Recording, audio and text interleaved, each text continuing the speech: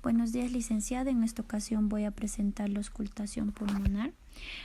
Para poder tener una mejor exploración pulmonar se refiere de tener dos claras cosas, ¿no? Lo que es la semiotécnica y segundo, saber reconocer los principales estertores pulmonares para así tener una buena auscultación pulmonar.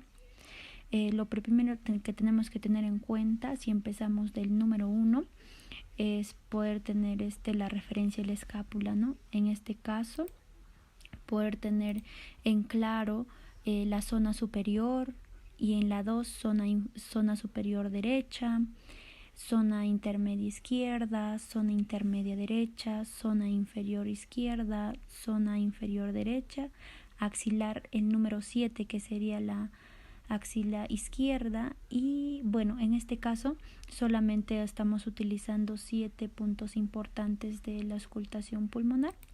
Para poder aplicarlo mejor tenemos que hacer una comparación, ¿no? De 1 a 1, de 2 a 2, de 3 a 3, de 4 a 4, así sucesivamente. Lo podemos hacer en forma de S, como también lo podemos hacer en forma de Z. Esto nos va a ayudar a escuchar ruidos ya sean normales o patológicos, ¿no? De acuerdo a cómo está nuestro paciente.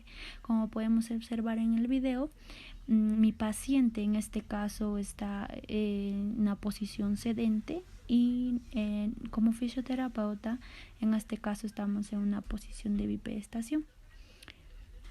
Eso sería todo, licenciada. Gracias.